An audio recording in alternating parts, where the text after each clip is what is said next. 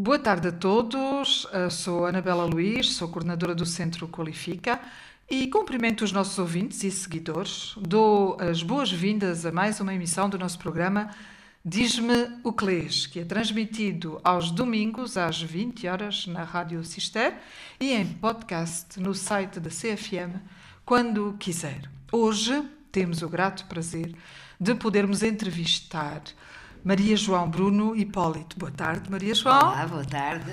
Então, a Maria João, que é professora aposentada, é também conhecida por outros motivos, mas lá chegaremos. Maria João Hipólito tem como formação académica teve um trajeto com várias formações. Tem o 5º ano do curso da Aliança Francesa, tem o curso de Gestão de Negócios, com espanhol, a licenciatura em Educação de Infância e uma pós-graduação em Problemas Cognitivos e Motores no âmbito da Educação Especial. Tem como interesses a música, a dança, frequentou aulas de dança de salão, sapateado, sevilhanas, salsa. Interessa-se também pela leitura, faz parte de um clube de leitura há vários anos, pelo cinema, pelo teatro, pelas viagens. A par do trabalho como professora, foi professora de francês no antigo ciclo preparatório da Ala Sul do Mosteiro, de técnicas pedagógicas nos magistérios de Beja, Lisboa e Leiria, educadora e professora do ensino especial. Também tirou uma formação em cosmética. Trabalhou para a Jafra, para a Natura e para a Mary Kay, onde ainda se mantém. Vendeu roupas, ajudou na loja dos pais, a Casa Hipólito, artigos regionais. Houve alguns episódios engraçados, com a sua entrada para dar aulas no curso do Magistério Primário, entre outros, no âmbito da sua atividade profissional. E recentemente participou num concurso televisivo que lhe deu uma projeção mediática incomum. Foi o Casados à Primeira Vista. Maria João, muito obrigada por aceitar ser entrevistada neste nosso modesto programa de rádio. E eu tinha aqui uma primeira pergunta, mas depois de te ouvir falar, eu gostava que tu repetisses aqui para os nossos ouvintes aquilo que me estavas a explicar relativamente à tua, digamos, às tuas apetências. Muito boa tarde e eu estou muito grata deste convite, porque é sempre um gosto falar com a Anabela Luís, que é uma ótima comunicadora. Obrigada. Sim, estava a referir que já fizeste uma apresentação a meu respeito, mas a vida às vezes é feita de acasos. E eu, em pequena, tinha vários sonhos. Meus pais iam à Espanha, traziam bonecas de cabelo comprido, eu fazia muitos penteados e então gostava de ser cabeleireira. Porque achava até que tinha jeito e sempre gostei de estética e cosmética, onde ainda me encontro. Mas também, com o passar dos anos, deslumbrou-me a profissão de hospedeira de bordo. Na altura, como tinha jeito para línguas e houve até essa hipótese de ir e esperava mesmo entrar, mas no ano que era para entrar, houve um problema com os hospedeiros da TAG, que tiveram que ser integradas, e então, pronto, todas nós as que estávamos na lista, tivemos de ficar de fora. Quer dizer que fizeste uma candidatura para entrar? Sim, estava mesmo tudo previsto até para entrar, mas não foi possível. Isto também porque a ida para a faculdade, eu tinha sido boa aluna, tinha feito o primeiro e segundo ano complementar, que era o que se fazia naquele tempo, e o ano vestibular, e tinha dispensado as disciplinas do antigo 7º ano, mas por poucas décimas eu chumbei na aptidão à faculdade. E sendo uma pessoa rebelde, não aceitei muito bem essa situação e disse aos meus pais que já não entraria mais na faculdade.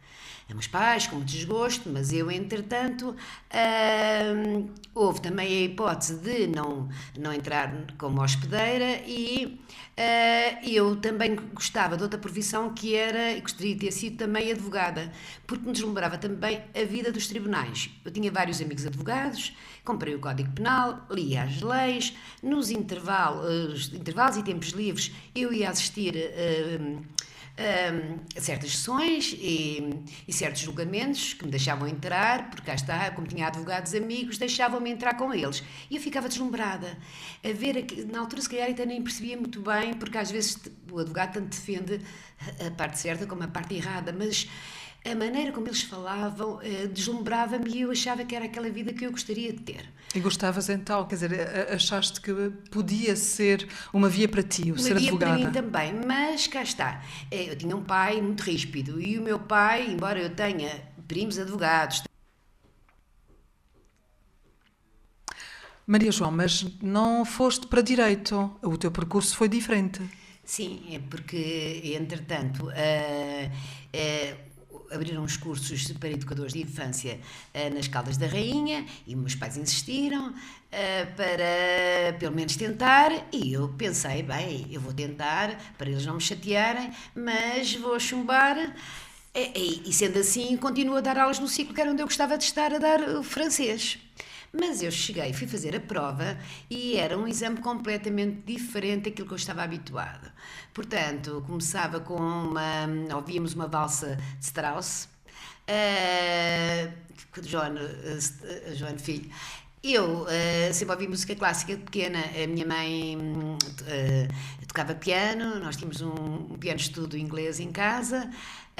E desde pequena nos habituou a ouvir e nos explicava quem eram os músicos e isso. E então eu, e como já sempre tinha ouvido aquele tipo de música que me transmitem sensações e emoções, e como penso ser imaginativa, deu-me para fazer um texto à minha maneira, mas que pelos vistos agradou.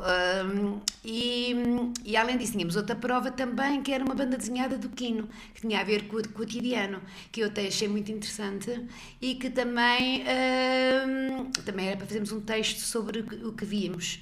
E acabei por dispensar, portanto, dispensar da oral. Não precisaste então de ir à oral. Pronto, logo dispensei da oral, aí pôs-me problema. Aí eu agora... Então pensei, bem, eu vou fazer o curso, também são 3 anos, ainda sou nova, e depois logo se vê, não vou ficar por aqui, mas vou fazer o curso. E pronto, e fiz aqueles 3 anos de curso. Entretanto, quando acabei o curso, aí gostei no curso, achei interessante até os estágios, porque estagiei em jardins sem educadores de infância e fiquei com a responsabilidade até de fazer os planos para várias salas de auxiliares e sentia-me uma mais-valia e senti-me útil e gostei. E também porque há umas idades que eu... que é os 3 anos, que é a idade dos porquês das crianças, que são muito amorosas e senti-me bem com isso. Acabei o curso. Fui convidada para ficar a gerir a confraria Nossa Senhora da Nazaré, cá em Alcobaça, mas cá está a minha rebeldia. Entretanto, tinha acabado o namoro e tinha começado outra situação com outra pessoa que também não era de grado dos meus pais e pensei, eu quero ir para longe para estar à vontade, com a minha independência e vou concorrer ao Algarve e fiquei colocada no Alentejo. No Alentejo, que foi uma grande aprendizagem de vida. Eu vou para o Alentejo, eu lembro-me dos meus pais na altura que o meu pai dizia em casa, mas vai agora, Maria João, agora para o Alentejo, para a Marleja, mas vai ficar lá sozinha. E eu, não, vamos ver como é que é. E então, a Marleja, porque não sei se sabem o nome porque é que se chama Marleja? Não, porque por acaso não sei. Os pastores ao longe, que era um monte, e viam aquelas flores amarelinhas, aqueles malmequeres. Okay. E então diziam, ali ao longe há a Marleja. E então foi assim que ficou. A aldeia que é a maior aldeia do país. Claro, eu não estava habituada a viver numa aldeia, mas gostei imenso da Vila de Moura. Era 27 km, meu pai deu-me um carro e então eu aluguei um apartamento em Moura e ia todos os dias para a Marleja. Foi uma grande aprendizagem, porque eu, até então, eu acho que não conhecia nada da vida nem do mundo. E eu cheguei, era uma escola, era uma pré-primária, que tinha 3 salas. Eu fui para lá como diretora das 3 salas. Era uma escola que tinha poucos alunos, porque as professoras que até então tinham ido para lá, eram de fora, algumas casadas e metiam outro estado médico. Resultado, a escola não funcionava. Mas eu tive a sorte de, além de ter ali ficado, ter ficado com 2 colegas também que eram do Porto, mas que ficaram de armas e bagagens e não... era mesmo para ficar. Tínhamos uma auxiliar, que eu digo que isto foi uma aprendizagem de vida, porque eu não me apercebia das dificuldades em que as pessoas viviam, porque eu acho que tinha sido muito protegida até aí, e o confrontar-me com certas situações que nunca tinha vivido, para mim deu-me, além de me ter modificado a minha maneira de ver e de pensar o mundo, acho que foi uma sorte eu ter tirado este curso e ter-me defrontado com estas situações e ter feito a diferença em algumas pessoas. Como, por exemplo, algumas coisas correram bem, outras também correram mal. Eu lembro-me de chegar lá e não tinha uma casa de banho, era um buraco, os meninos faziam xixi no buraco. Eu não estava habituada àquilo e não me adaptava. E então, mas eu era muito enérgica e então eu ia para a Câmara de Moura falar com o Presidente e tanto lhe explicava que uma vez deixei ele e os vereadores todos a rir, porque eu dizia que o que é que me acontecia quando tentava fazer as minhas necessidades no buraco, que ele disse, prometeu-me que me ia dar uma casa de banho. E então fez as obras e fez-me uma casa de banho, mas no quintal, cá fora. Seguir, os meninos não queriam fazer xixi na casa de banho porque estavam habituados ao buraco, mas aos poucos e poucos, pronto, Foram-se habituando e já gostavam. E outra coisa que também... É engraçado porque isso lembra a eterna resistência àquilo que é novo e que é diferente. Sim, não é a resistência, mas depois eles depois habituam-se e depois até sentem bem porque têm melhores condições. Depois eu tinha uma empregada que era, porque antigamente as pessoas que iam para auxiliares de educação eram as pessoas que tinham menos estudos ou que ficavam viúvas e que tinham mais necessidades. E então a senhora era toda vestida de preto, ela tinha um lenço, que o marido tinha morrido há 3 meses e ela não tirava, uma pessoa limpa, mas não lavava a cabeça nem tirava o lenço, porque era assim que faziam. E então, eu, porque em Alcobaça a vida não era assim. Ela não fazia um bolo em casa, ela não via televisão, eu mandava-lhe fazer compras para o jardim e ela mandava os filhos que eram miúdos. Então diz-me uma coisa, tu sentiste já nessa altura, sentiste uma grande diferença já entre a vida em Alcobaça e a vida na Amareleja? Uma diferença enorme. E eu quando perguntava porque é que ela não ia fazer as compras, ela dizia-me que não, porque era viúva. Porque era a tradição, se calhar e tinha visto a mãe aos dias fazer igual. Não sentia bem ir às lojas e as pessoas podiam comentar. E a única alegria que ela tinha era estar na escola connosco, porque entretanto correu muito bem esse ano. Porque eu começo a inovar, eu gosto de dançar e então vamos pôr música, então música aos meninos. Eu gosto de música clássica, os queijinhos frescos da Ana Faria na altura. Sim. Estavam na berra, então todos cantávamos, todos havia aula de dança. E entretanto a escola...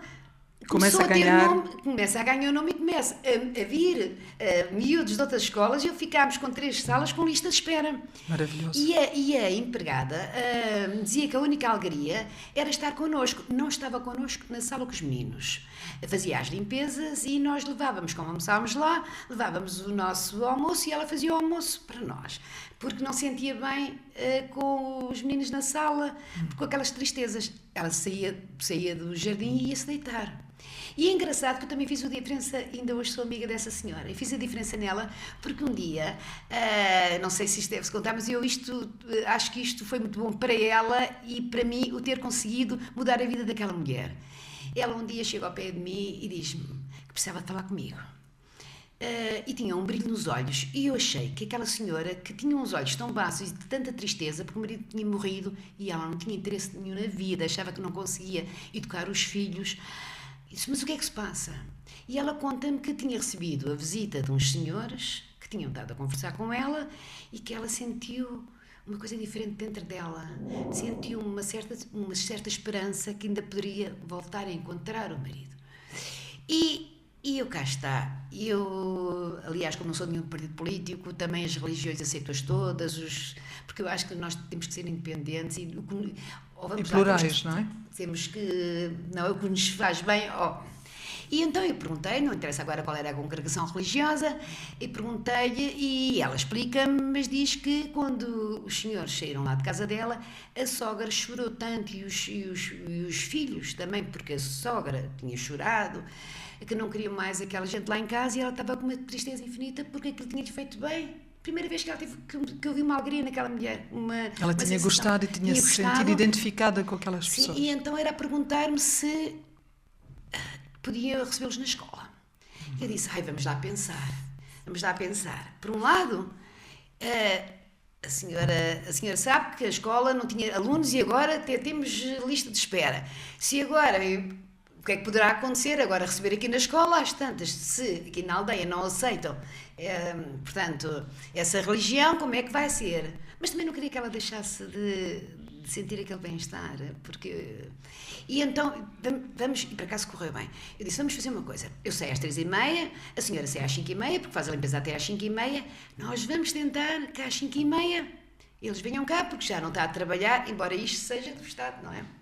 Mas, e o que é certo é que eles foram lá, graças a Deus não houve problema nenhum, já visitei passado os anos, regularmente até quando vou lá vou visitá-la, já não usa o lenço na cabeça, mais gordinha, os filhos já casaram, já têm netos, e ela hoje faz parte dessa congregação. Mas sente-se feliz. Encontrou uma via. Encontrou. E também graças a ti. Quer dizer, tu, de certa forma, permitiste. Deste-lhe autorização para que ela escolhesse aquele caminho. Quando eu vou lá, faz bolo, que é para... Os bolos que ela não fazia, faz bolo para me receber. Mas nem todas as coisas correram bem, porque cá está, eu digo que sou muito rebelde. Nós recebíamos leite e tínhamos que o que sobrasse, deitar o leite fora. Eu não concordava com isso. Eu tinha famílias lá paupérrimas e houve uma senhora que era... E eu dava o leite à senhora. E então também tive o caso de um dos meninos, fiz essa senhora, ter ido parar ao hospital. E eu ser chamada pela delegada escolar porque o menino bebeu leite com chocolate, pacotinhos pequeninos, só como não havia mais nada em casa, eu também não previ que a mãe desse tanto leite ao menino que o menino tivesse um problema e que fosse parar ao hospital. Então, e quem é a culpada? A culpada é a professora, que foi a professora que deu o leite. Mas ela só deu leite, é isso? Só deu leite, deu bastante. Pronto, eu dei o leite para ter em casa, não é? Claro. Não comi mais nada. E então, lembro-me da delegada dizer, Maria João, mas não sabia que não podia fazer isso. E eu dizia assim, então, mas eu nunca pensei, é que o menino bebesse tanto leite ou que se houvesse um problema. Mas não pode dar, ainda me arranja um problema.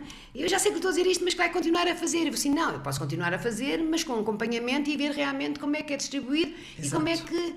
Portanto, mas são peripécias que eu guardo mas entretanto cá está, com a minha rebeldia também, e eu achei que já tinha conseguido os objetivos a que me propus, a escola estava a funcionar muito bem, tudo bem, mas era mais do mesmo, e eu volta e meia quero mais aprendizagens. E então o que eu pensei? Não, vou tirar então curso de Psicologia em Beja são 60 km, não dá para ir e vir, como é que eu posso fazer? Há os magistérios, dar aulas nos magistérios, os cursos, há em Beja, mas para ir como é que eu entro? Não conheço ninguém, e isto é por convite. Quem é que mandar informar? Quem é que fazia os convites? Naquela altura era por convite. Era por convite, não entravam. Quem é que faz? É o Inspetor Fontes. Quem é o Inspetor Fontes? Ministério da Educação.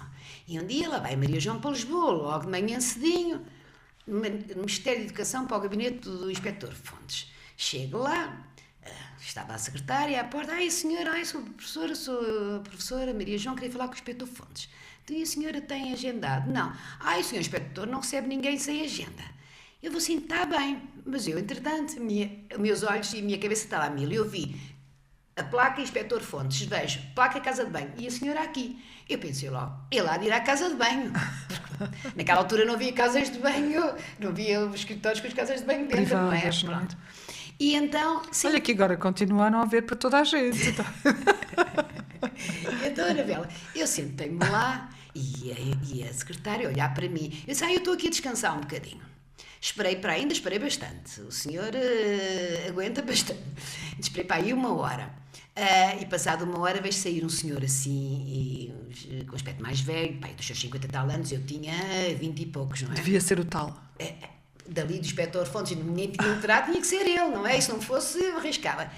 E ele olha para mim, e eu quietinha, olha para a secretária e vai à casa de banho. E eu olhar para baixo. Estava tudo pensado. Quando ele sai da casa de banho e vai entrar, eu digo, senhor inspetor, e diz logo a secretária, senhor inspetor, é uma senhora que quer falar consigo, mas eu já disse à senhora que o senhor só atende por agenda. Senhor inspetor, eu venho da Marleja, vinha às 6 da manhã, porque eu não vou demorar muito tempo, mas eu tenho que falar com o senhor inspetor. Bem, ele, boa pessoa, ficou assim, mas aquela minha insistência fez com que ele, então venha lá. Entrei lá, expus a minha situação, queria tirar o curso de Psicologia, e que tal, e que estava interessada em ir dar aulas para o magistério. Mas como era por convite, queria ver se ele me indicava. Então, mas a senhora é tão nova, sabe que vai dar aulas a pessoas da sua idade, porque muitas das alunas que vão para os magistérios são alunas que até vêm das faculdades, que chumbaram primeiros e segundos anos. E, portanto, que idade é que tem? Tinha 26 anos ou 25. Eu disse, não, mas eu quando proponho, eu consigo, já dei aulas de francês no ciclo. Olha, e o senhor inspetor não... E aí a escola tinha funcionado muito bem. Eu sou diretora ali da escola da Marleja, a escola não tinha ninguém nestes 2 anos que lá estou, a escola tem lista de espera. A educadora que está na Marleja, sim, tenho ouvido falar muito bem, canta. Ele sabia até das músicas e dos cantares e daquelas canções. E eu vou sentar a ver, portanto, eu acho que mereço um prémio, portanto, eu aí também, pronto. E ele disse, começou a pensar, bem, eu vou-lhe dar um voto de confiança e espero que não me desiluda. Pode estar... Pronto, ele é um homem de palavra, mas eu também sou uma pessoa de palavra. Eu acho que quando meto numa coisa, eu depois também não posso dizer. Houve ali um compromisso, uma espécie de contrato entre os dois. De honra. E eu disse, e pode querer, senhor inspetor, que não se vai desiludir. E no ano seguinte, eu fui para Beja. Fui para Beja, houve também outras situações, vou para o Magistério de Beja, muitas aprendizagens, aí uma das coisas que mais me tocou foi que eu tinha alunas que se relacionavam, portanto, no Alentejo, o Alentejo era muito fechado naquela altura. E havia a base dos alemães. Estamos a falar de que época mais ou menos? Estamos a falar em 83, 84. Mas já tinha passado o 25 de Abril, já tinha havido uma série de transformações. Ainda estava o país um bocadinho confuso, com liberdade. Nós aqui em Alcobaça, nós tínhamos nossos namorados à vontade, íamos à discoteca de vez em quando, não era até... Mas não sentiste esse mesmo ambiente no Alentejo? Não, tudo muito chato. As minhas alunas, porque estavam a tirar o curso, algumas relacionavam-se com os alemães que estavam lá na base, naquela tentativa, gostavam deles, e naquela tentativa depois de saírem do Alentejo. E alguns deles eram casados e tinham namoradas, e depois acabavam a comissão e iam embora. Eu tive 3 alunos que se mataram com 605 fortes, porque na altura era o escarvelho da batata, e isso fez-me impressão, porque eram boas alunas, aquilo para mim foi uma tristeza, foi uma coisa que me marcou muito, foi a morte de 3 alunos. Aqui vimos a importância que pode ter um relacionamento, não é, na vida, ou na vida... E também não tem a ver só, além do relacionamento, é o ficar marcado na terra. Porque naquela altura, para mim, era impensável. Mas tu estás-me a dizer que eram boas alunas, ou seja, eram, portanto, alunas, pessoas promissoras relativamente quer à educação, quer à sociedade em que estavam integradas. Mas, tanto quanto eu estou a perceber, tu estás a relacionar aquele problema, quer dizer, uma relação com um homem casado, que vem depois criar complicações na vida de determinada pessoa, não é? Sim. Dessas mesmas alunas, não é? Dessas mesmas jovens. Muitas deles também se enganavam, porque tinham família, outros porque uma delas não era casado, é porque foi embora e não a levou, e andou a prometer que a levava, e ela depois era o ficar na terra, eram os pais, era enfrentar ali a sociedade. Pois era o estigma da sociedade. E era não haver mais ninguém que quisesse ficar com ela. Quando eu acho que na altura ela podiam concorrer para o outro lado, como eu também estava lá no Alentejo, mas não, e isso foi uma coisa que me tocou, porque sentiste ali também uma sociedade bem mais fechada do que aquela que já conhecias em Alcobaça, por exemplo, não é? Entretanto, depois eu estou no Magistério de Beja, e depois vou, também há outros episódios, mas... Tu vieste para o agrupamento de escolas de Cister. tu deste aulas no agrupamento de escolas de Cisteira. Sim, mas porque eu depois a seguir vou para Lisboa, porque portanto eu através do magistério fiquei no escalão A. No escalão A, portanto, seguidamente, eu estou no Alentejo, depois começo a pensar em casar, porque já tinha feito mais ou menos as pazes com a família, por ter mudado de namorado, e então eu, para me casar, tenho que me aproximar já de... Não consigo entrar logo em Leiria, entro em Lisboa. Em Lisboa encontro as craques, aprendi muito com elas também, porque a Escola Superior de Educação de Lisboa, na altura, era a melhor escola, onde estavam as colegas que escreviam os livros, a Matemática do Jardim de Infância, e éramos nós que íamos dar a formação às outras escolas. Portanto, às outras educadoras. Eu lembro-me na altura, isto é pronto, mas eu acho que é uma história engraçada e que nós também temos que falar que nos corre bem, claro. Que nos pode correr não tão bem. E eu lembro-me quando cheguei ali, senti-me um bocadinho desazada, e eu tinha 20 e tal anos e os meus colegas eram todos 50 e tal, mas também me trataram muito bem, e eu tentava aprender, mas eu tinha que fazer o mesmo que elas, e então logo estava lá 2 semanas e a psicóloga, que era que nos orientava, vocês vão dar formação, porque é a nossa escola que dá formação, portanto também a João é para a semana, daqui no mapa, vai dar a formação sobre Ivanilides.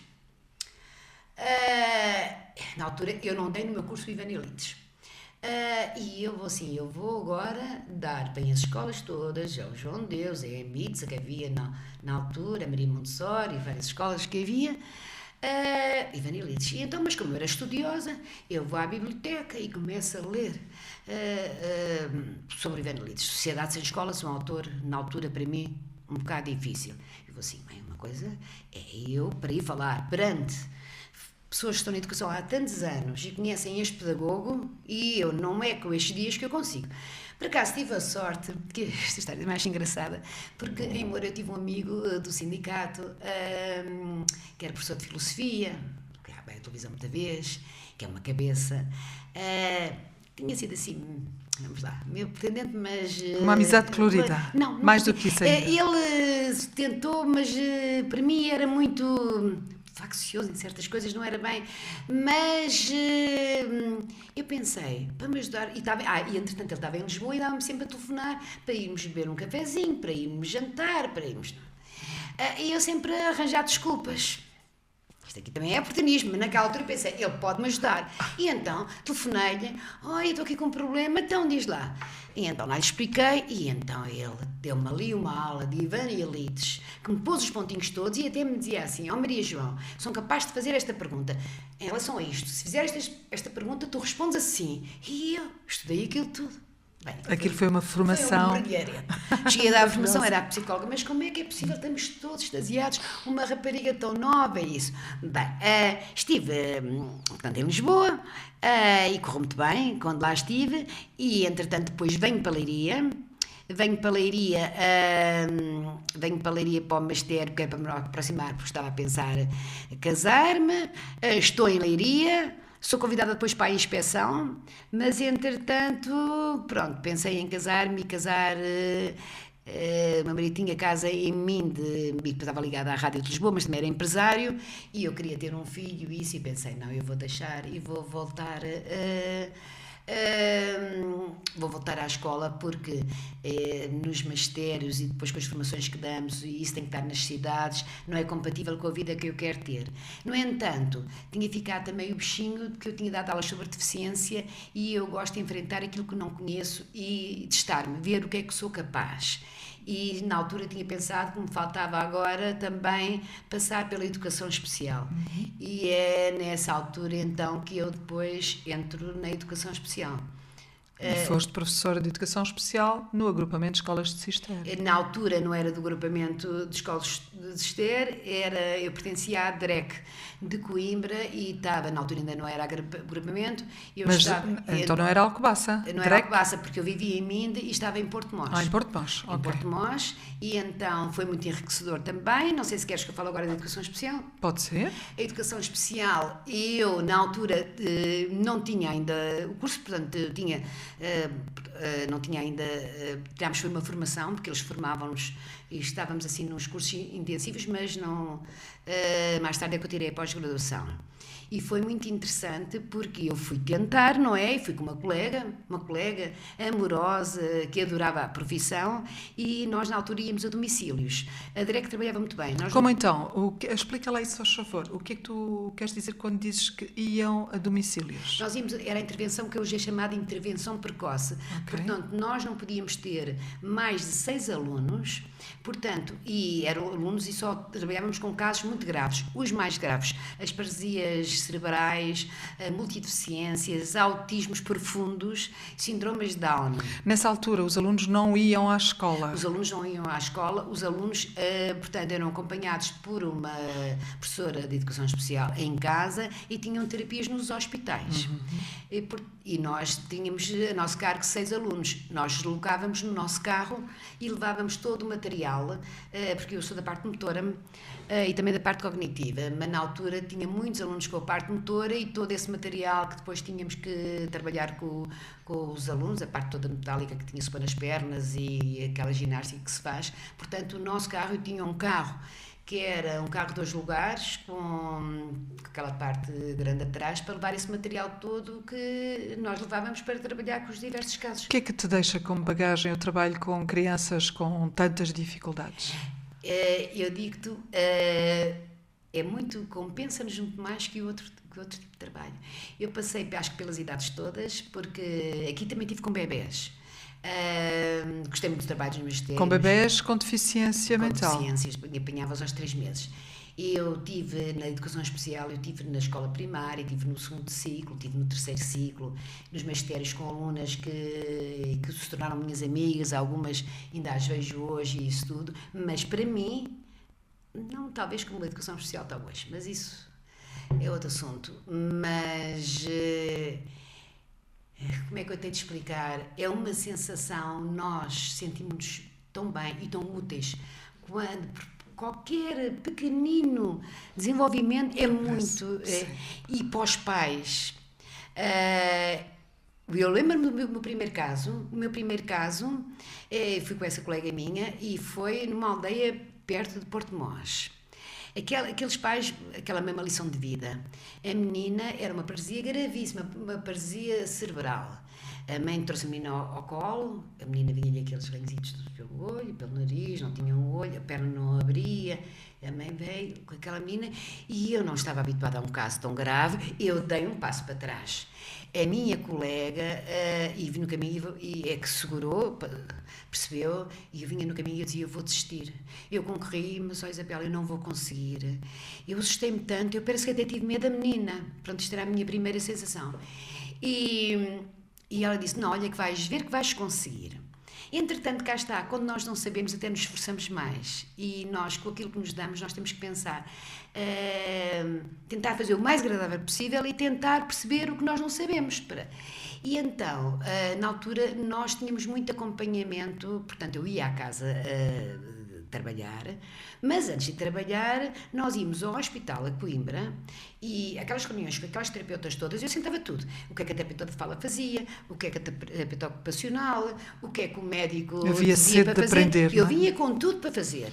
E eu chegava lá e os sacos de areia onde é que se punham nas perninhas da menina e a ginástica que se fazia, sempre como médico a mãe ao lado, a mãe trabalhava ali comigo, sempre a ver, e depois ia mostrar ao médico. E eu deslumbrava-me com a terapeuta de fala, porque ela ensinou-me como é que uma criança que não consegue falar, como é que nós podemos exercitar todos estes músculos vocais. Sim, para os estimular. Sim, através do algodão, do sopro, do espelho e isso tudo. E eu trazia aquilo tudo escrito, porque aquela terapeuta a trabalhar com a menina e ela dizia, Maria João, eu vi como é que ela fazia, eu perguntava, então e depois a seguir o que é que eu faço? E aquilo trabalhava-se toda a semana e eu desenvolvi um trabalho que era de estimulação da linguagem. Portanto, esse caso foi a Claudinha foi um sucesso. E eu, Foi um caso de sucesso. E a mim fez-me tão bem porque eu olhava para aquela mãe tinha mais 2 filhas. Tinha esta menina com 5, 6 anos, tinha um bebê e tinha outra com pai uns 12. Lindíssimas, a bebê e a mais velhinha. Mas a mãe tinha um amor por esta filha e dizia, Maria João, isto foi a missão que Deus me deu. E eu tornei-me muito melhor pessoa desde que tenho esta filha. Eu sinto-me útil. E a forma como ela tratava aquela filha, eu pensava assim, até nos faz a nós tornarmos melhores pessoas. Porque eu pensava assim, eu admiro esta senhora, porque eu acho que se tivesse tido uma filha assim, eu estou na educação especial, mas eu não sei se conseguia ter esta maneira de estar e de pensar como ela. Só visto. Entretanto, a menina depois foi operada, a menina teve umas pequenas melhoras, não é? Porque nestes casos são casos gravíssimos. O tentar que segura uma coisa ou que leva uma coisinha à boca, é uma maravilha, porque não se pensa que se consiga, ou que deixe de usar a fralda, ou que se consiga já ter posição para se sentar. Estou a falar em casos gravíssimos, os casos mais graves. E o trabalho correu muito bem. Depois, no ano seguinte, pediram-me na altura e aquele trabalho de estimulação de linguagem que eu fiz, andei a passar em várias escolas, andava em várias escolas a mostrar o trabalho, isso. Mas era um trabalho muito pesado, porque enquanto tinha esta senhora que foi uma lição de vida para mim, eu também tinha casos em que nós chegávamos lá às casas e, meu Deus, aquilo... Eram famílias inteiras, se calhar. O pai tinha abandonado a mãe não queria saber da menina, a menina estava muito suja, escondida lá num canto, porque nós é que tínhamos que levar a menina. E geralmente essas realidades passam-nos um pouco ao lado, a não ser que estejamos mesmo a lidar com elas, não é? Porque essas famílias destruturadas ou crianças naquela altura que não iam à escola e que, portanto, não estavam integradas na comunidade educativa, muitas vezes eram mesmo postas de parte para que não fossem vistas. Mas depois nós é que lutámos um bocadinho por essas crianças. Até elas teriam melhor que os pais se houvesse condições para isso. Agora, em crianças que as mães rejeitavam e que não tratavam delas, nós tentámos, houve vários casos que eu tentei integrar no jardim de infância, que também era um problema porque as educadoras não estavam preparadas e também não aceitavam muito bem. Nem as educadoras por um lado, nem as famílias também estavam preparadas para isso. As famílias, na altura, depois aceitaram porque até não queriam saber e se estivessem lá e se tratassem até era melhor. Sim. Portanto, eu apanho casos de mães que eu achei que foram um grande estímulo e uma grande lição de vida para mim, como apanhei outros casos que tínhamos que, enfim, pôr-nos à frente e arranjar uma solução com a assistente social e isso. Mas depois também me sentia, embora eu acho que aprendi muito nesses anos, mas nós íamos todas as semanas a Coimbra, também aos médicos. Exato. E tudo que era feito era tudo acompanhado isso. E depois era a nossa, comprávamos livros, era a nossa imaginação e a criatividade, e sempre com acompanhamento, perguntar se podíamos fazer, mas cá está, faltava mesmo, é preciso, eu acho que para trabalhar com casos muito graves é preciso ter, tinha uma coordenação muito boa, a Helena Mateus, que conheces, que era a minha coordenadora, que me ia ver, e eu depois desisto da educação especial, porque quero voltar ao regular, e depois voltei por causa da Helena Mateus. Ela se calhar está a ouvir aqui, obrigado, porque foi minha coordenadora nestes 6 anos e que depois disse: Maria João, porque é que deixaste a educação especial? Nós precisamos de pessoas como a Maria João, porque muito bem. Eu espero que a Helena tenha a ocasião de vir aqui a ser entrevistada, que já ficou prometida a entrevista, mas ainda não está agendada, devemos de cá chegar. E entretanto, eu depois então é que, pronto, e como já tinha uma licenciatura, portanto, provavelmente pode-se tirar. Houve colegas minhas que tiraram a licenciatura ao mesmo tempo que a especialização, pronto, nos mesmos anos. Mas quem tem licenciatura tem que ser uma pós-graduação. E eu depois tirei em Lisboa, na faculdade, então, em programas cognitivos e motores, e entrei para o quadro. Entretanto, eu também saio, portanto, venho de Minde, vou para Alcobaça, até onde tinham meus pais, e vou para o agrupamento de Esté, e saio da DREC, já pertencia, depois já passa para a Adrel. Para o VT? Para a Adrel, e aí já estão os alunos integrados, e já temos casos graves e não graves, e já não temos só 6 alunos, já temos um acompanhamento com muito mais alunos, já é toda uma dinâmica diferente. E as coisas, entretanto, evoluíram, pelo menos parecem-nos estar agora num caminho em que a integração é aceita cada vez mais, não é, na comunidade. Sim, integração. Sim. Pronto, terá sido certamente para ti uma ocasião para ganhares uma bagagem perante a realidade e no relacionamento também com os outros, não é? Isto ensina-nos muita coisa Ai, sim, em eu relação àquilo que aprendi. somos e em relação àquilo que Sim, os sim, outros sim, podem sim, ser. sim, sim, sim. E o sentir-nos úteis. E eu lembro que a minha mãe às vezes dizia, mas é sempre assim, porque eu tinha famílias de bebés, eu não devia dizer isto, mas para mim é o síndrome de Down. Eu tive alunos com síndrome de Down que eu derretia-me e aquilo é uma paixão. Eu até ao fim de semana tinha saudades das miúdas, elas pequeninas, muito molinhas, com os cabelinhos, e depois aprendem. Se nós, eu usava o método Portage, porque depois fui informações para os métodos, e então é muito fácil também trabalhar o método Portage, porque se tivermos pais que nos ajudam, teremos umas fotocópias. Há o trabalho todo feito em casa, é o nosso trabalho, e depois o trabalho em conjunto. Corri muito bem nos domicílios.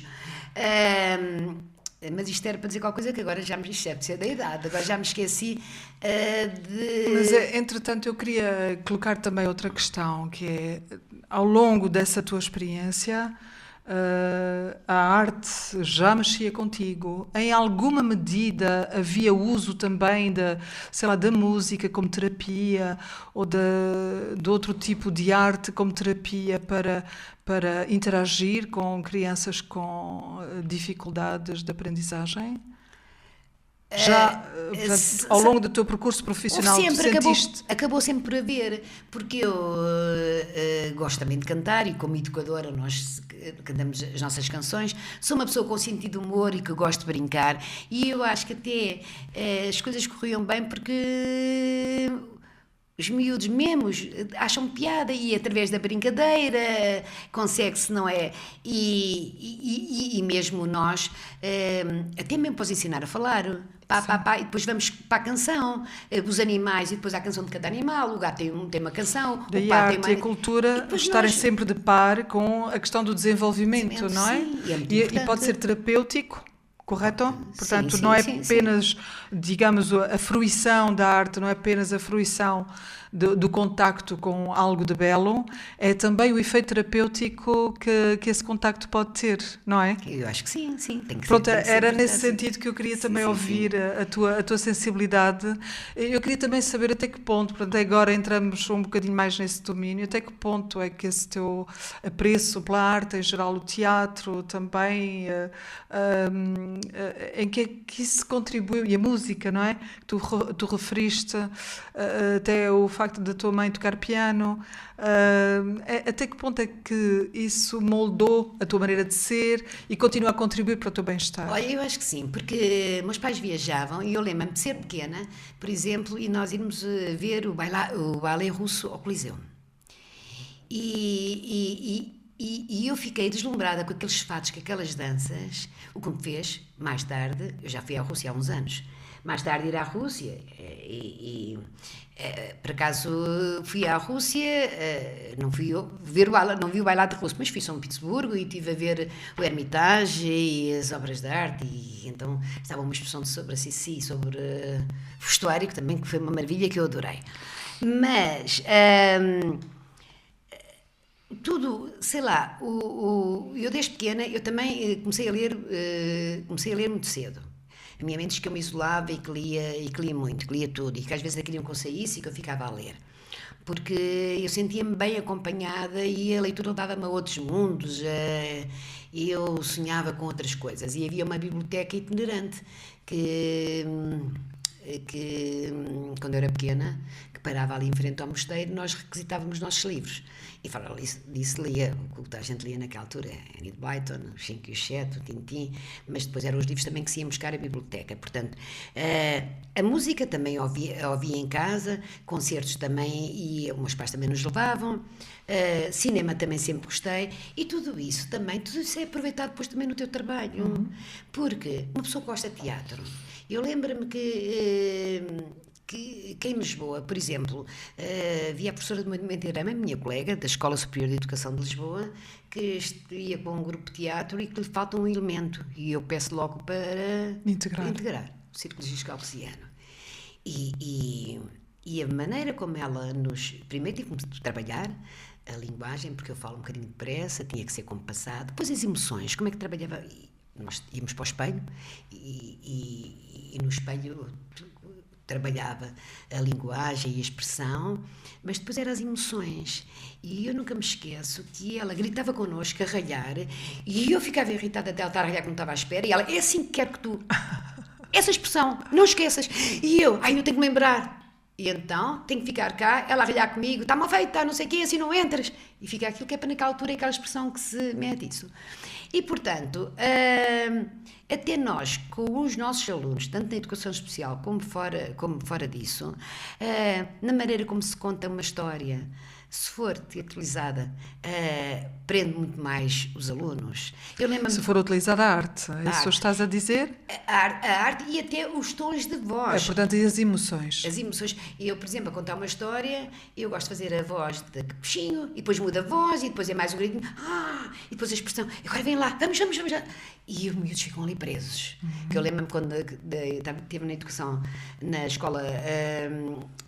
estava na escola do primeiro ciclo e nós na altura tínhamos que ir substituir os professores.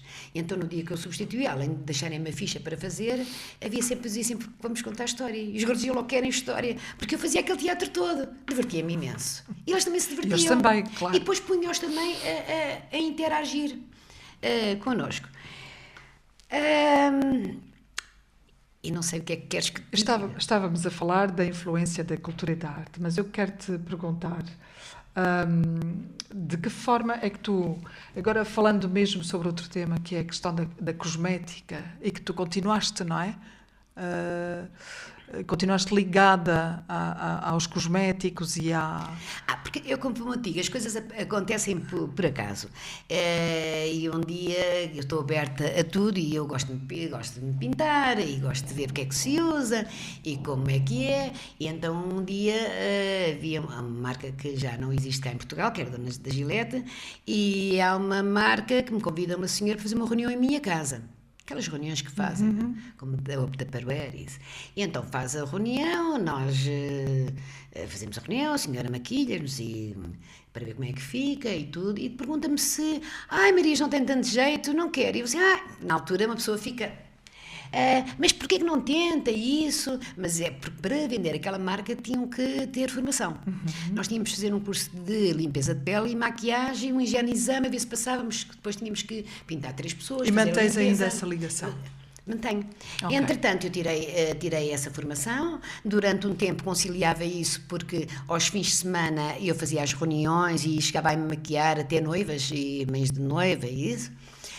Mas era uma atividade que te agradava? Agradava-me porque, além de ganhar um dinheirinho que também ganhava, e fui muito boa vendedora na altura, também as pessoas sentiam-se... Gostava de vender, porque eu gosto de vender. Tenho jeito para vender. Acho que já na loja dos meus pais também. Mas também tenho jeito para vender aquilo que eu gosto. Porque eu também acredito. Se calhar também o efeito que deixavas na outra pessoa, não é? Que maquilhavas. E a pessoa sentia-se bem e gostava daquele creme e agora, porque depois de surgia eu também gostava, porque os produtos eram bons. E era também uma forma de, embora eu gostasse muito da minha profissão e sentisse-me, mas era... É a doença, é os pais com problemas e a outra parte, eu tinha, acho que me compensava, a outra parte da beleza, para uma festa que vai com aquela pintura, vai sair um creme novo, vai aquele perfume. Era outro tipo de registro, não é? Outro tipo de vivência. Sim. Também era outro mundo. Era outro mundo. Muito interessante, é giro descobrir estas duas Maria João, digamos assim, mas há uma terceira que eu quero desafiar. E depois também, repara, isto depois também na brincadeira, eu começo a ir às fábricas, estou em mim, a levar umas camisas, a ir comprar roupa para mim, vem a Alcobaça de vez em quando ver meus pais, começam-me a pedir, traz-me isto, traz-me aquilo e não sei o quê. Às tantas o senhor da loja disse, eu tenho loja que é preços de fábrica, a Maria João não quer levar uma malinha, não sei o quê, e às tantas eu estava num mundo que eu disse assim, isto não pode continuar, porque eram a telefonar-me, a darem-me bocadinhos de ceia, que é para arranjar o conjunto igual. E eu estava uma máquina de fazer dinheiro, quer dizer, as pessoas compravam mais barato, porque era o preço que eles faziam, mas... Eu pensei, não, porque eu não tenho tempo. Cá está, para a minha cultura, para ler, para ir ao teatro, para ir ao cinema, para ir a espetáculos que gosto de ir. Eu quero tirar ainda... Mas se calhar agora tens. Agora tenho. E foi uma fase que, entretanto, permitiu adquirir uma série de competências diferentes, não é? Diversificadas e que eu acho muito interessante. Mas agora deixa-me perguntar-te, como é que surgiu a hipótese de tu te candidatares ao Casados à Primeira Vista? De onde é que isso nasceu? Olha, dos Casados à Primeira Vista, por acaso, as coisas surgiram assim de relance. Eu estava em casa e vejo em rodapé passar os Casados à Primeira Vista. E eu tenho interesse também em conhecer-me, sempre me liguei por atitudes e comportamentos e por conhecer-me melhor a mim própria. E eles, nos Casados à Primeira Vista, têm um grupo de especialistas, entre eles o Eduardo Turgal, que é um especialista em eneagrama. E esses eneagramas, eu não tenho acesso a eles, quer dizer, tenho acesso, mas uma coisa é ter aquele especialista mesmo à minha frente, a trabalhar comigo e a ver em que perfil é que eu correspondo. E tu gostaste dessa ideia? Gostei dessa ideia e, além disso, também de pensar... Isto é um casamento à primeira vista, mas também quem é que eles iriam arranjar dentro do meu perfil? Porque ficaste curiosa? Fiquei curiosa. Depois, na altura até nem pensei na exposição pública, porque se pudesse ter sido feito sem aparecer na televisão, melhor ainda. Mas eu às vezes também sou um bocadinho irrefletida e não penso nas consequências. Então, mas diz-me, tu sentes neste momento, na tua vivência agora, que o facto de teres passado pelo programa Casados à Primeira Vista, que isso te trouxe dissabores por causa da exposição pública e na tua vida do dia-a-dia agora? Não, porque, pronto... Como é que eu tenho de dizer isso? De sabores, não, porque a minha vida segue igual. Eu tenho pessoas que me contactam, que é uma pena a Maria João não estar a viver aqui em Lisboa, que adorava ser sua amiga, e ir, ai, Maria João é uma mulher com muita coragem, ai, gostei muito da sua prestação, ai, isto, ai, aquilo. Portanto, é como há estes positivos, também deve haver outros negativos, mas essas pessoas não se aproximam de mim, não me dizem nada. Okay. Mas, portanto, quando eu recebo é só elogios. Até tive pessoas que eu fiquei assim a olhar porque me beijavam as mãos, parece que me endeusavam. Engraçado. E agora, eras uma vedeta da televisão, para todos os efeitos. E depois é assim, e diziam que as pessoas vão para ganhar dinheiro ou para viajar e não sei o quê. Eu sempre viajei muito, aliás. E fazia sempre 1 ou 2 viagens por ano, já desde mais nova, e agora também, porque tenho 3 coisas para comprar sempre nas viagens. Eu tenho que comprar um traje regional, que me dá para o carnaval, eu tenho que ouvir a música, por isso gosto de conhecer várias músicas, e vou mesmo aos sítios onde se dança a música, como no Brasil, eu fui ver um baile de forró e ver como é que se andava o forró, como na Jamaica, eu estive no reggae ali mesmo a dançar no duro, como na salsa já tinha aprendido, pronto, vou ali porque trago música dos países, uma pintura sempre, e um fato, um vestido que me dá para o carnaval. E pronto, e se gosto de viajar, e não sei o que é que quer dizer. Que ouviste dizer que poderia ser por ganhar dinheiro ou por fazer viagens. Que é por ganhar dinheiro ou por fazer viagens. Mas, se formos a ver, eu sempre viajei bastante e não é. E diziam também que vão para se tornar conhecidas e para fazer outros programas ou para terem. Isto é engraçado por causa disso. Ou então para terem acessos a clínicas. Engraçado, eu disse logo, quando acabou o programa, e disse à Júlia também que não estava interessada. Pronto, foi um projeto único, uma experiência única, já está visto. Pronto, fui a ser entrevistada pela Júlia, pela Casa Feliz, porque estava no contrato e eu tinha que ser. Tenho necessariamente que te fazer esta pergunta, porque eu tenho que te dizer, eu segui o teu programa religiosamente. Foi? Foi, eu vi tudo. Eu vi tudinho. Mas houve alturas que achaste que eu estava um bocadinho tensa, não? Tensa, sim. Porque... Sim, mas assim, eu conheço de outros carnavais, não é? E é claro que eu tenho a minha opinião sobre o que se passou, o que não foi. A pergunta que eu te quero fazer, que eu acho curioso, porque tu ainda não disseste isso, ninguém diz isso, é que as pessoas se calhar até podem ir para o programa para arranjar marido, ou não? Podem. Então não é? Podem. Mas tanto quanto eu percebi até agora, são raras as situações em que, de facto... Não é, em programas como este, e atenção, eu conheço o formato de Casados à Primeira Vista desde o tempo em que aquilo nasceu na Austrália. Sim. E sabes porquê? Porquê? Eu vou dizer uma coisa, eu até trago aqui escrito porque a amostra também é pequena. E eu acredito, embora lá a o meu amostra, parceiro... tu referes-te à escolha possível. Pois, a amostra é pequena, porque eu acredito, embora me digam o contrário, que os especialistas tentam fazer o melhor. Só que falha numa coisa. Portanto, eles vão estudar a pessoa através dos perfis como eu falei, do Eneagrama. Enneagrama. E então, que sabes que são novos Sei, perfis de eu personalidade e não sei o que conheces. E então que vai dar o comportamento padrão, mas o que lhes interessa é as ações que, ou vamos lá, as motivações que levam a pessoa a ter aquelas ações. E então, a mim deu-me o tipo 8. Portanto, e o tipo 8 é considerado a personalidade mais forte, o mais poderoso. E então é caracterizado por ter inteligência prática. São pessoas firmes e eu até, quando vi isto, há muitas coisas aqui que se identifica comigo e até me arrepiei. Sim. Mas, e acabei por saber deste perfil, como está aqui, porque fui ao programa, porque senão não sabia. A inteligência prática, pessoas firmes e assertivas, porque a preocupação pela justiça lhes dá a sensação de certeza. Grande sensibilidade em compreender injustiças e sente impulsos em proteger os mais fracos. E isto, eu comecei a pensar nisto e disse, realmente isto tem a ver com eu, até ter ido parar uma profissão que nunca tinha pensado e os livros que eu escolho e que gosto têm tudo a ver com isto. O ponto de fixação é a justiça, a ideia sagrada é a verdade. E é porque eu, quando não quero dizer uma coisa, eu não digo. Mas eu já lidei com algumas pessoas mentirosas e para mim a mentira não existe. Está a ponto assente, ninguém tem, eu acho isto. A verdade sempre acima de tudo. E a justiça também, acho que sou justa. Depois diz que a pessoa foca-se muito na concretização e move-se para a ação. É extrovertida, protetora, talentosa, decidida, líder e motivadora. Os talentos é a realização, autoconfiança, frontalidade, persistência, resiliência e dinamismo. Tem pontos fracos também, que é impaciência, às vezes, confronto, apego à força e controle, intimidação, autoritarismo, agressividade, compulsão e a compulsão neurótica é a vingança. Cá está. Eu tinha este perfil 8 e a pessoa que foi escolhida para fazer par comigo também tinha perfil 8. Mas enquanto eu não me sinto, e não sou, autoritária e não sou autoritária nem agressiva, ele era. Ok.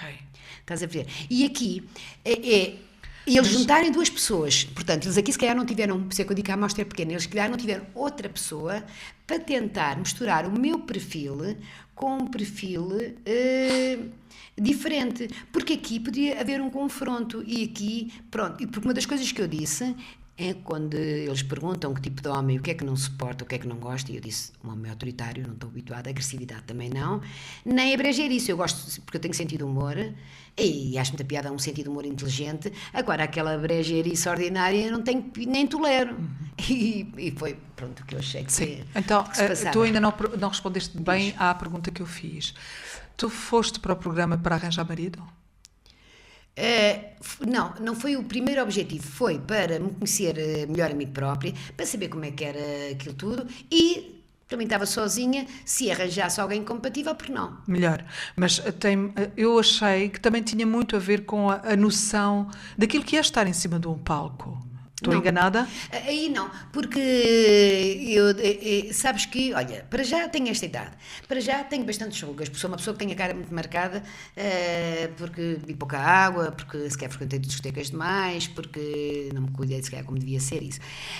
Mas isso não está em causa, não, não é, está, porque geralmente as pessoas que querem aparecer, querem mostrar a sua beleza, ou porque acham que estão tão bem, e eu também não era na fase, não estou numa idade para... Pronto, não era essa a tua motivação, é isso que tu me estás a dizer, não é propriamente a exposição, nem era o gosto aparecer, pela projeção. ou conhecer para ser conhecida, mas conhecida de quê? Eu vivo aqui. Tinhas mesmo a esperança de que pudesse ali resultar uma relação?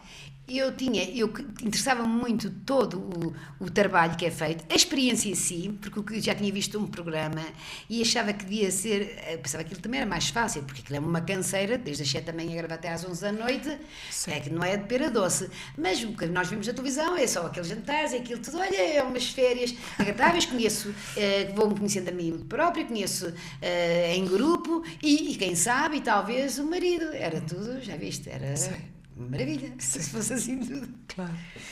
O que é que tu retiraste de melhor dessa experiência? O que é que eu retirei?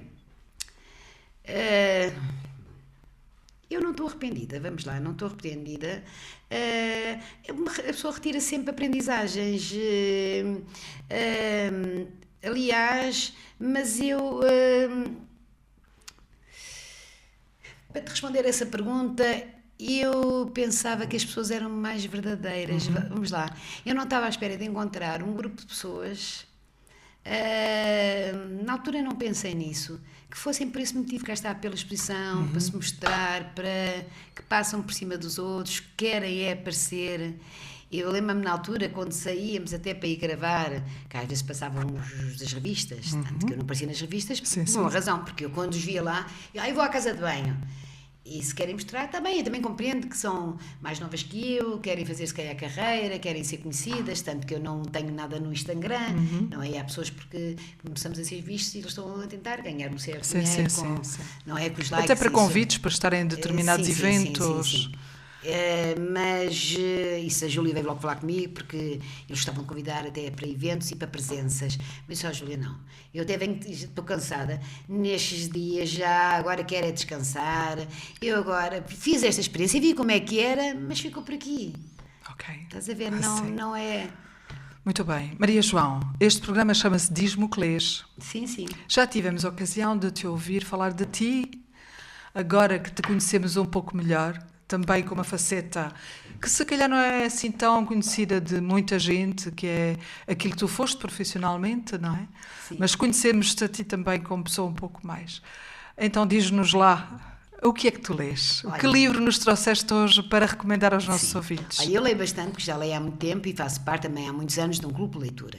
Nesse clube de leitura, geralmente nós, cada pessoa que pertence, cada mês escolhe um livro e essa pessoa que escolhe esse livro esse mês é essa pessoa que o vai defender e que vai falar, embora todos o tenham lido.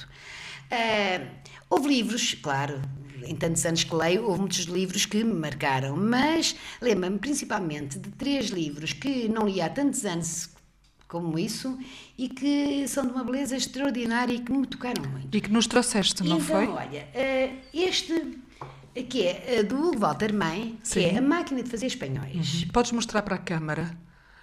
Então aqui estas duas, escolhe uma. Sim. 3. A Máquina de Fazer Espanhóis.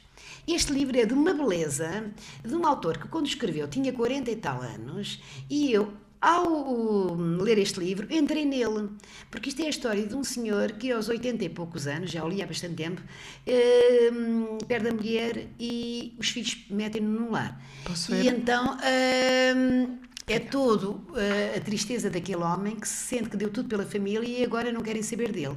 Primeiro há a revolta, mas depois ele pensa, já que lá estou, cá está, uma maneira como eu penso da vida, já que cá estou, tenho que fazer o melhor e tenho pelo menos tornar os meus dias mais agradáveis, e é isso que ele vai tentar fazer. Este livro, estranhei muito este livro porque parava a volta e meia e pensava, como é que um homem de 40 e tal anos escreve um livro desta maneira, porque eu acho que só uma pessoa com esta idade consegue pensar desta maneira e sentir assim. Só alguém que passa pela experiência. E volta e meia parava o livro e tentava meter no livro isso. E então tive a sorte de estar com o Walter Mãe, ele ter vindo cá Alcobaça. ele veio cá aos Movies and Bookies e eu fiz essa pergunta. Engraçado que ele disse-me, pertinente essa pergunta. Sabe porquê? Porque o meu pai morreu aos 40 e tal anos. O meu avô morreu com 40 e tal anos. Eu tenho 40 e tal anos. E eu sempre pensei que não durava muito. E eu, se morresse agora, eu tinha passado pela velhice. Porque o que é que eu fiz? Eu fui para um lar viver. Eu estive num lar. Eu, além de investigar, eu estive lá. Eu tentei ter as emoções e sentir aquilo que uma pessoa mais velha sente. Maravilhoso. Nós vamos ter que terminar, mas eu vejo que tu ainda tens aqui mais livros. E depois é este livro, que era um livro que eu acho que toda a gente devia ler, que é um livro lindíssimo, que é do ator Abad Faciolins, que é de um médico jornalista e professor de filosofia, que faz uma homenagem ao pai, que foi morto há 20 anos pelos paramilitares na Colômbia. Um médico que proclamava os direitos humanos, um médico de saúde pública, professor de universidade e que tentou lutar com as máfias e com... E esse é o Somos o Esquecimento Somos que Seremos. Esquecimento que Seremos, que é de um poema até do Jorge Luís. E então, Não sei se dá... Temos que avançar porque o nosso tempo mais que esgotou. Sim, Mas sim, ainda sim. tens mais, não é? Depois tinha. Se pudesses mostrar ainda Era só... só mostrar. E se fosse Deus, que é do Fernando Correia, o jornalista, que é sobre a vida de um sem-abrigo que ele conheceu, que tinha sido engenheiro e que estava na Rua de Lisboa, e que o acompanha e que lhe mostra a realidade dos nossos tempos. Faz com que o Fernando Correia até consiga ajudar alguns sem-abrigos. Fernando Correia, que é colega do meu marido e que eu frequentei a casa e que fui grande amiga dele. E depois é sempre dentro da mesma temática, mas no outro prisma, o Príncipe de Maquiavel. Sim. Portanto, acho qualquer destes livros. E pronto, Maria João, foi uma aqui entrevista maravilhosa. Eu tenho pena que já tenha terminado, porque eu de facto continuava a conversar contigo durante imenso tempo sobre tudo isto que eu tenho a sensação de que foi tão concentrado. Havia tanto mais para dizer. Viagens, isso. Que eu, quando fui a Cuba e vejo elas a cantarem aquela Iolanda e com aquela felicidade, aquela balada que elas têm tão bonitas, Iolanda, e com aquela felicidade no rosto, e eu olho para aquelas pessoas e digo, não têm nada que eu deixei lá minhas casas de ganga e são tão felizes a cantar. Cá está, estás a ver a Vamos ficar aqui com este último apontamento dessa imagem e da canção. Muito obrigada por esta entrevista, obrigada por este tempo. Quero ainda agradecer ao Rui, que está ali pacientemente a gravar-nos e que vai ser entrevistado na próxima vez. Eu vou ouvir. Não vai escapar. Agradeço também aos nossos ouvintes, aos nossos seguidores e quero dizer-vos que no Centro Qualifica de Cister estamos à disposição de quem achar que pode encontrar ali uma oportunidade. Bem-ajam. Obrigada. Boa tarde.